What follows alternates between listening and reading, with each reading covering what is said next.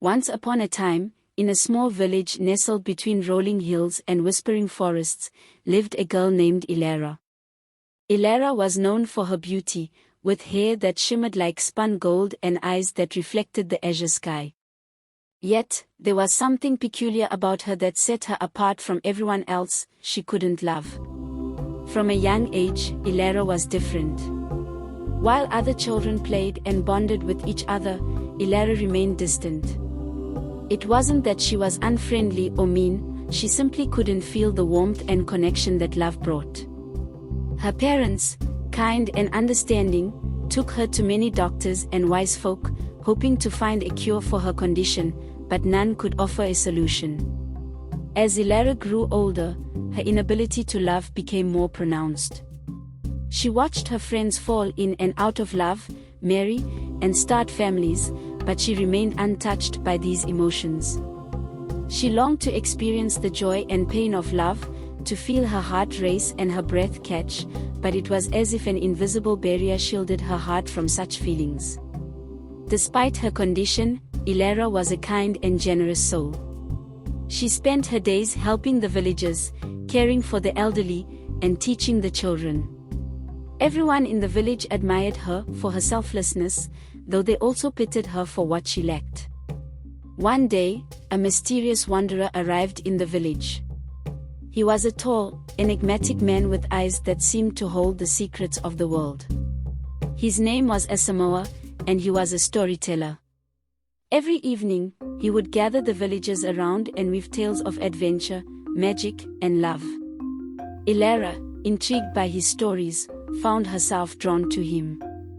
Asamoah noticed Elara's interest, and one evening, after the storytelling, he approached her. "Ellara," he said softly, "I have traveled far and wide, and I have heard of many strange things. I believe there might be a way for you to feel love." Elara's eyes widened. "How?" she whispered, hope and skepticism warring within her. "There is a legend," Asamoah began, "of a magical flower that blooms only once every 100 years, deep within the forbidden forest. It is said that whoever drinks its nectar will experience the deepest love imaginable."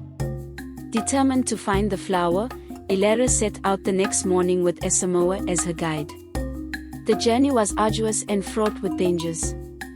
They crossed treacherous rivers, climbed steep mountains, and faced wild beasts.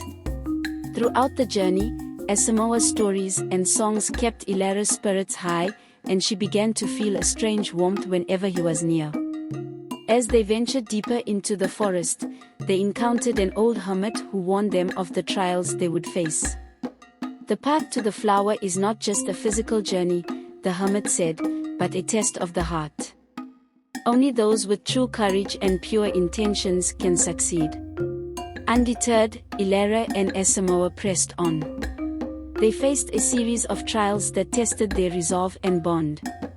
They navigated through a maze of mirrors that reflected their deepest fears and doubts.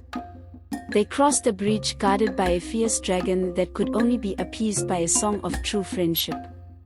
They climbed a mountain where the air was so thin it stole their breath away, forcing them to rely on each other for strength and support. Throughout these trials, Ellara felt her connection to Asamoah grow. She began to understand the meaning of trust, sacrifice, and companionship. She realized that love was not just a feeling but a series of actions and choices that bound people together. After many days, they finally reached the heart of the forbidden forest. There, bathed in the light of the full moon, stood the magical flower, its petals glowing with an otherworldly radiance. With trembling hands, Ellara plucked the flower and drank its nectar. At first, nothing happened. Ellara felt the same as she always had. Disappointed and heartbroken, she turned to Asamoah. But as she looked into his eyes, she felt something stir within her, a spark, a flutter. Her heart, long dormant, began to beat with a newfound intensity. Tears filled her eyes as she realized what had happened. It wasn't the flower that had given her the ability to love, it was the journey, the companionship, and the bond she had formed with Asamoah. The nectar had simply unlocked what had been growing inside her all along. Ellara and Asamoah returned to the village, where Ellara was greeted with joy and celebration. She had found her ability to love, and with it, she discovered a deeper connection to those around her. She and Asamoah continued to travel and tell stories, their love growing stronger with each passing day. Back in the village, life took on a new color for Ellara.